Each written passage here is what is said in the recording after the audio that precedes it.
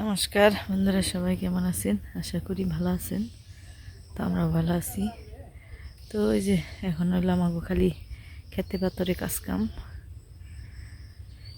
তো ওই যে আমার কর্তামশাই ধানের বিছন ফালিবার নিয়ে বীজতলা রেডি করে বানছে। তো চলেন একটু কাছ থেকে যে দেখেই কি করে।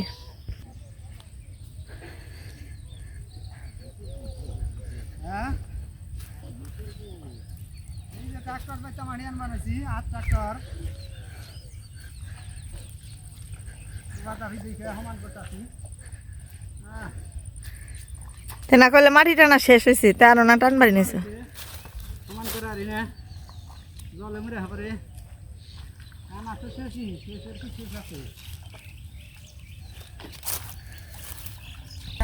তো এই যে ধেনাইলের মধ্যে কত গুণে পানা উচ্চা করে রাখছে। এই পানাগুনে আস্তে আস্তে থাকতে থাকতে নিচে হয়ে যাবো, মানে এই যে এরকম নিচে হয়ে যাবো, এই যে এরকম। এখন তো এই যে উপরে উঠে উঠে রাখতে পারছি। ওই যে বয়স্ক মানুষ একজন কাম করে বানাচ্ছে।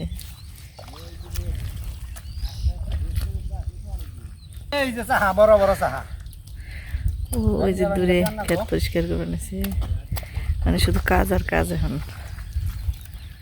ওই যে ওইদিকেও পরিষ্কার করে বানাচ্ছি, মানে এগুলো একটাও থাকবো না, জঙ্গল সব পরিষ্কার করে ফেলাইব।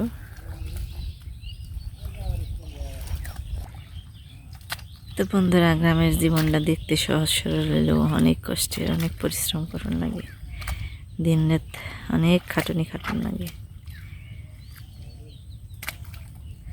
এই যে আমরা ধান ফলাই, ধানটা ফলানোর নিয়ে কত কষ্ট করার লাগে, অথচ এই যারা ধানের কিভাবে ফলাইতে হয় জানে না, তারা কিন্তু কত ধান চাল ফালিয়ে ছড়িয়ে খায়। তারা তার বুঝে না যে একটা ধান ফলাইতে যে কতটা কৃষকের পরিশ্রম করণ লাগে। এই যে বীজতলাটা রেডি করে বানিয়েছি, তারপরে এই জায়গায় এই ধানের চারা ফালাইব, মানে ধানগুলো জাগে দিয়ে তারপরে একটু যখন কিনি ধানের শ্বাস থেকে মাথা বেরোইব, মানে গজাইব, তখন এনে যে এই জায়গায় ফালাইব। তারপর আবার এগুলো নিয়ে জমিতে বুনবো। তারপর কত কষ্ট করে একটা ধান গাছে থেকে ধানের ফলন লাগে।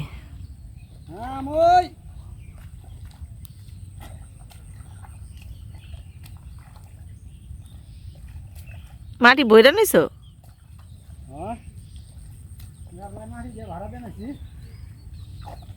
তো যে গামলার মধ্যে মাটি দিয়ে নিছি।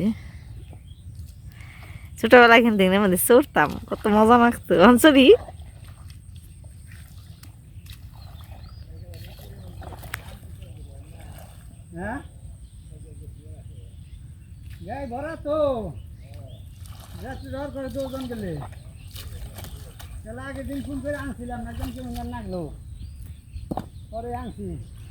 আসলে এটার মধ্যে ধরেন চড়ি আমি, তাহলে টান দিতে পারবো না, কেদার মধ্যে টানতে কষ্ট। পোলাপান, ছোট পোলাপান থাকলে তাকে উঠিয়ে দেয়। আমরা যখন ছোট ছিলাম তখন এরকম বাবা বা দাদু যখন কিনে টান দিত, তখন আমরা যে যে এই মুয়ের মধ্যে বয়ে থাকতাম, খুব মজা লাগতো।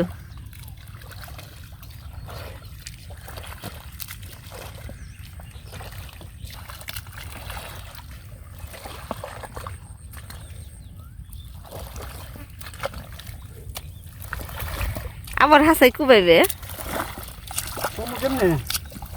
কেদা হয় নাই, যত কেদা হইব তত ভালো হইব। সমান হইলে সমস্যা নাই, সমান না হইলে তো নাঙ্গুলের দ্বন্দ্ব মানে এটার মধ্যে।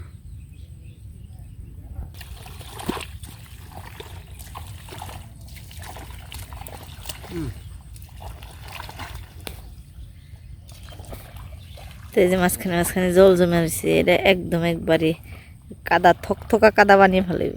তারপর এখানে ধানের বিছান ফেলাইব। এইভাবে মই দিয়ে দিয়ে সমান করব, আবার দরকার হলে কুবাইব, মানে অনেক খাটুনি করার লাগে। তো আমারও কাজ আছে বাড়িতে, কাজ করি গিয়ে ওই যে ধানের বিছানগুনে জাগে ফেলার লাগবো, মানে কলা পাতা দিয়ে। তো যাই হোক, তো এই যে বাড়ি এলাম, বাড়িয়ে হ্যাঁ এই যে দেখেন এই যে খের দিয়ে ঢেকে রাখছি, এই জায়গায় এলো বস্তা আছে, এই বস্তাটা হলো ধান ভরে থাকছি। শালা খুব গরম।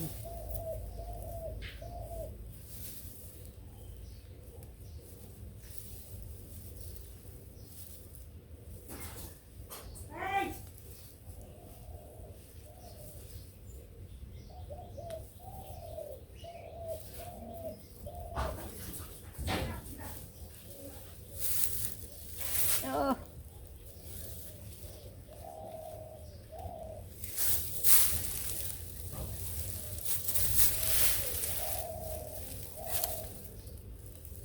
তো এই যে আপনাকে ক্যামেরার কাছে থেকে দেখি, এই যে প্রত্যেকটা ধানই এই যে অঙ্কুরিত হয়েছে, মানে সাদা সাদা এই যে বেরোইছে। তো সবগুলাই এখন খালি শিকড়টা ওই সার বার হইলো। এই যে ধানের যে এই যে মাথাটা, এই মাথাটা বড় হইলো। তো এর নিয়ে এখন কলা পাতায় ফেলামো ধান। তো চলেন কীভাবে আমরা ধানগুলিকে অঙ্কুরিত করি দেখে।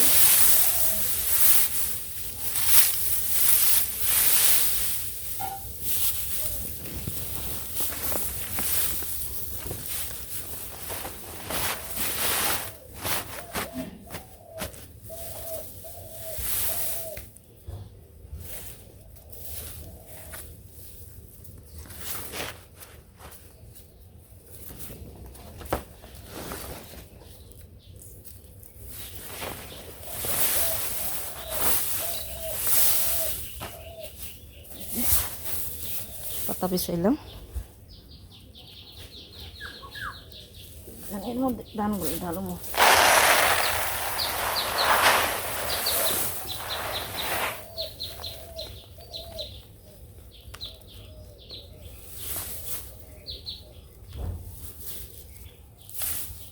ধানগুলো তো একটু শুকনো শুকনো হয়েছে, শুকিয়ে গেলে আর এই যে যেটা এই যে সাদা সাদা মাথাটা বেরোয়েছে এটা লম্বা হইব না।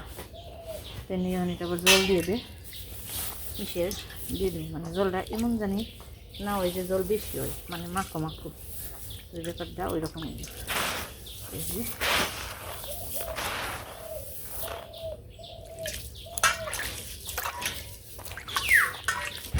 আর রোদ ভালো আছে এখন, যত রোদ ভালো হয় তত ধান বের হবে।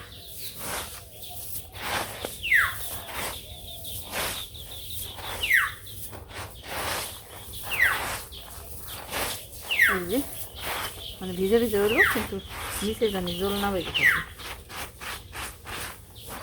আমি কলা পাতা দিলাম, কলা পাতাটা আমার জায়গায় জায়গায় একটু ছিঁড়ে ছিঁড়ে দেন নাকি জানি, যদি জল বেশি হয় জলটা জানি নিচে পড়ে যায়। তো এটা ছিঁড়ে পাতা আছে, এই যে নিচে ছিঁড়ে আছে, সমস্যা নেই, জল যদি থাকেও তাহলে এটা পড়ে যাবে।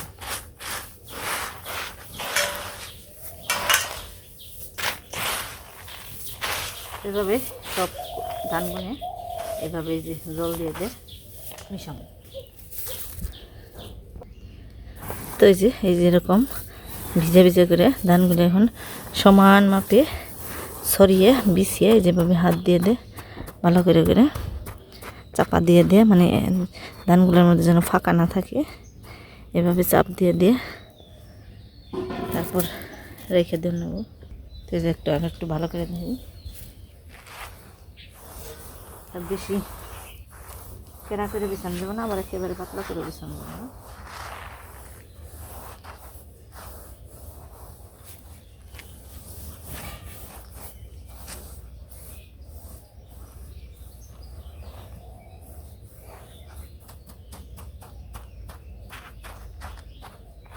এভাবে চাপা দিয়ে দে।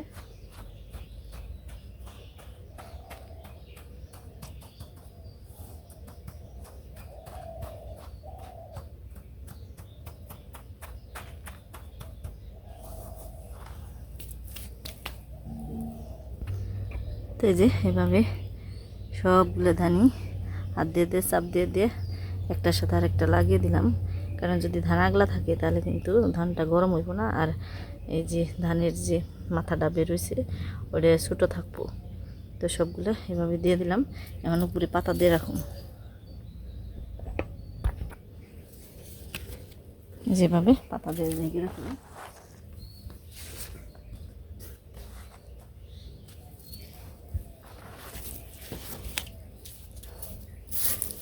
এই যে আরেকটা পাতা লাগবো, আরেকটা নিয়ে আসি।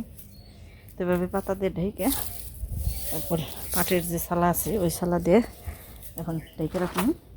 পরে যখন রোদ করে দেবো, মানে রোদ করে দেবো কি, রোদ যখন একটু একটু থাকবো তখন আবার খের দিয়ে চাপা দিয়ে তারপর যত রকমের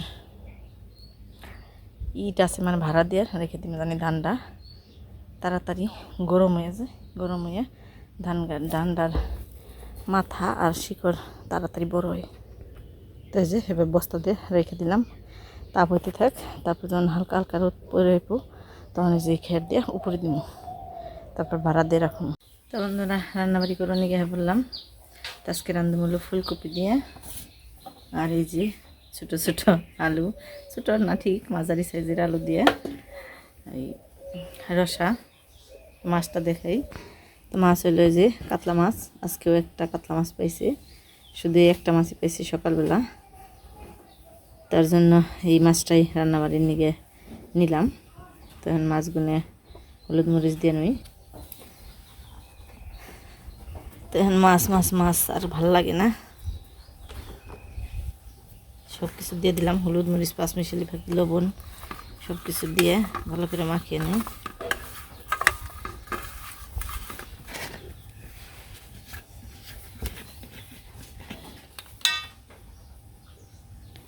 সামান্য একটু তেল দিয়ে দিই।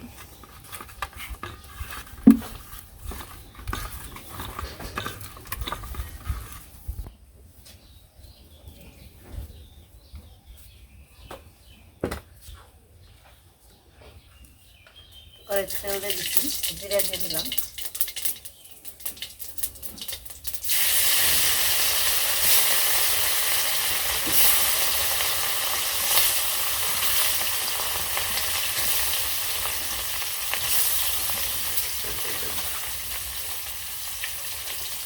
এখন ফুলকপিটা কেটে নিই।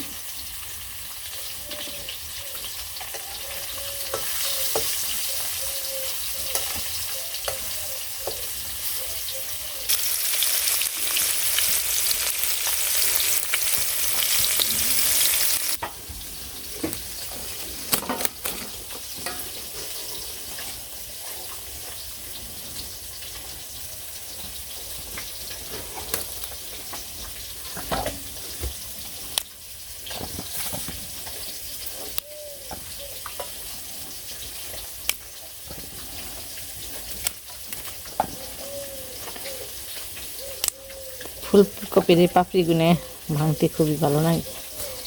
তো ছোট্ট কপি তাড়াতাড়ি হয়ে গেল ভাঙ্গা।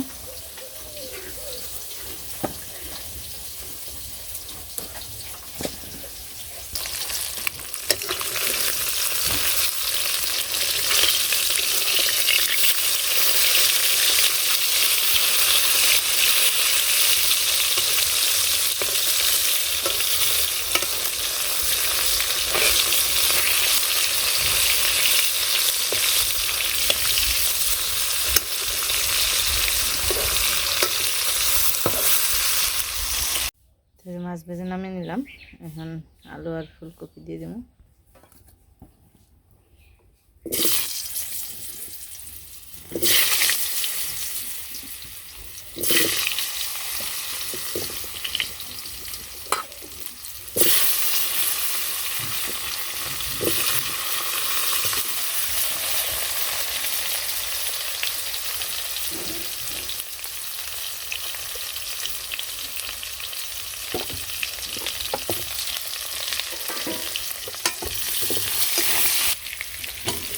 তো প্রথমে আলুগুলো একটু লাল লাল করে ভেজে নিই, আলুগুলো একটু সিদ্ধ করে না।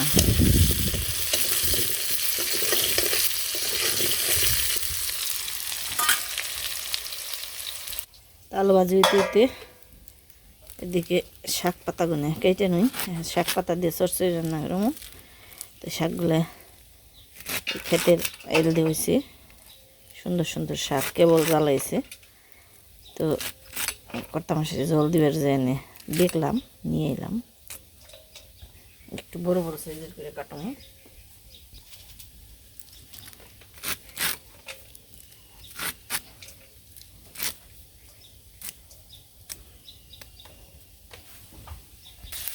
আর এদিকে আলুগুলো লাল লাল করে ভাজা হয়ে গেছে, কপি দিয়ে দিলাম।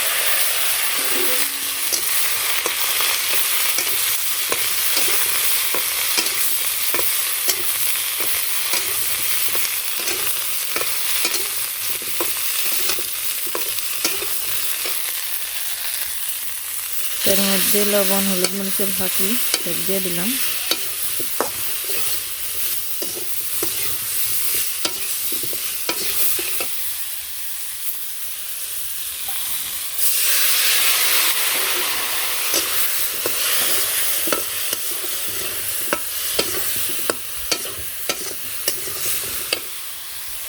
তো খানিকক্ষণ ভাজার পরে দিয়ে দিলাম কাঁচামরিচ ফালটা।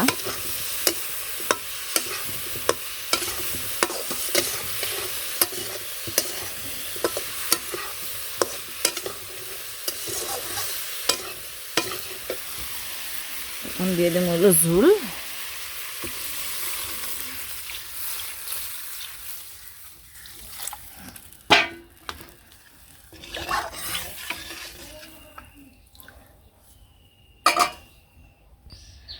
আজকের এই তরকারিটা হইলো একদম একবারে গ্রামীণভাবে, মানে অনুষ্ঠানের মধ্যে আমাদের এখানে বিয়ে বাড়ি বা অন্য যে কোনো অনুষ্ঠানে যেভাবে রসা রান্না হয়, তো ওইভাবে মানে জিরে গরম মশলার দিয়ে। তো এই রসার অন্যরকম একটা টেস্ট আছে।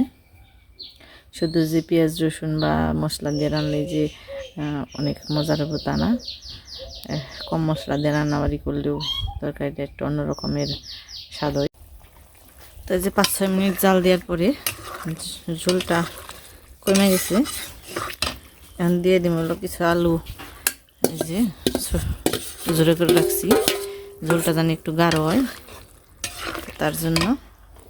আর এর মধ্যে আমি দিয়ে দিব হলো মাছগুলো ছেড়ে দেবো।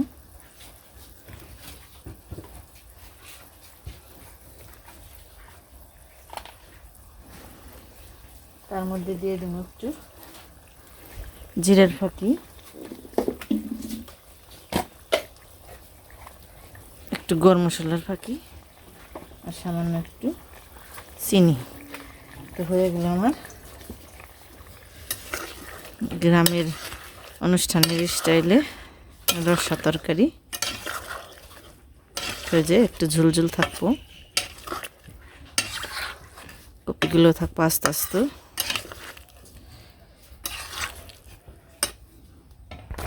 বেশ টকবক করে ফুটছে, বোঝাই গেলাম সে তরকারিটা হয়ে গেছে। আর এদিকে সেন্সি পাতা দিয়ে চরচরা রান্না নিচ্ছি। হলো মাছ এলো, এখানে এলো শোল মাছ, ছোটো ছোটো শোল মাছের মাথা চাপা। তো এর মধ্যে দিয়ে দিলাম হলুদ মরিচের ফাঁকি, পাঁচমিশালি ফাঁকি, লবণ, সব কিছু দিয়ে মাখিয়ে সাকিয়ে তেলে দিয়ে দিব। তেলের মধ্যে দিয়ে দিলাম জিরে রাঁধুনি সম্বার। তারপর মাছগুলো ছেড়ে দিলাম।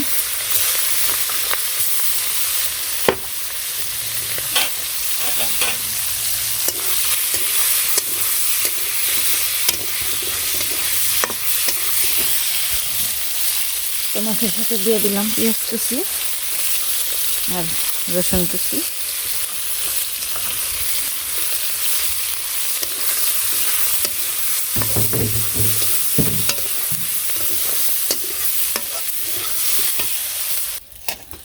তো মাছগুলো ভেজে নামানোর পরে দিয়ে দিলাম এর মধ্যেই শাক।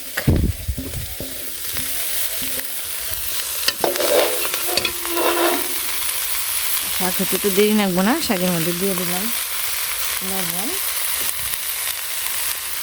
মরিচের ফাঁকি,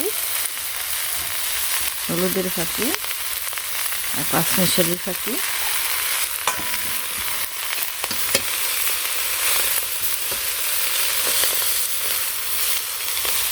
আর কাঁচামরিচ খয়রা তো আগেই দিয়ে রাখছি শাকের মধ্যে। তো এইভাবে শাকটা যখন নরম হয়ে যাইব তারপর মাছগুলো দিয়ে নামিয়ে ফেলামো। এগুলো আমার শাকের চচ্চড়ি। তো এই যে হয়ে গেল আজকে রান্নাবাড়ি, কাতলা মাছের ঝোল আর ছেঁচি শাক পাতা দিয়ে চচ্চড়ি। সরষের দিকে তো জিভ জল লাগিয়েছে না। সরষরি খুব মজার জিনিস। তাহলে পুত্র আসে নাই? আয় না তখন কালকেও খেলাম দুজনে। কি করবা হন, স্কুলে গেলে স্কুল ছুটি না দিলে আইবো না।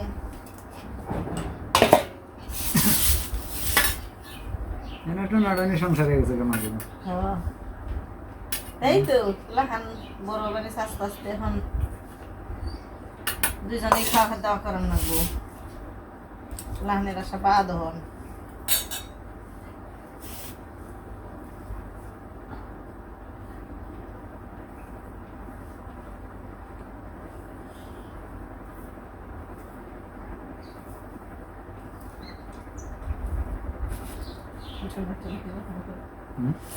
তাই তো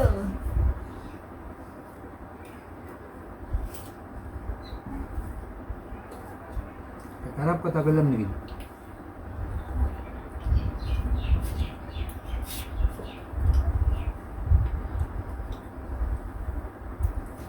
তো যে এখনকার দিনে এই শাক পাতার চচ্চড়িটা খুবই ভালো লাগে। মানে তাজা মাছ দিয়ে, মরা মাছ দিয়ে, যাই থাক মরা মাছ না, শুটকি মাছ খাও। না, ওতে যেগুলো ধরো যে জালে পড়ে শুটকি মাছ আবার মুলে আর শুনতে পারো।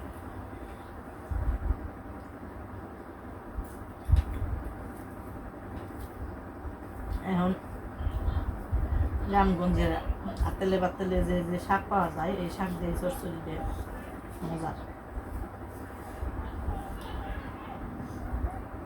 তার মানে গ্রামের মানুষের একটা বাঁচার উপায় হয়েছে। হ্যাঁ হেঁচি শাক দিয়ে চড়চড়া, হেঁচি শাক ভাজি,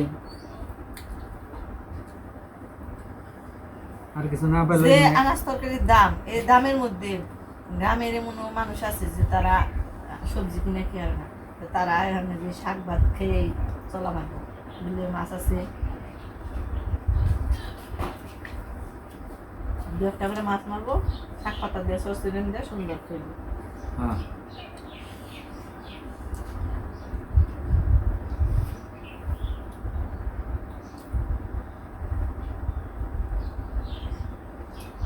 খবরে দেয় নেই, কবে হদার বেগ না, খালি বাজার দিয়ে ঘুরে এলাম, হদায় কিনারি নাই, এটা নেই। প্রচুর দাম, কি করবো। তো বন্ধুরা, আজকের আমাদের ভিডিও এই পর্যন্ত। সবাই ভালো থাকবে। তরকারি তো দিলা না।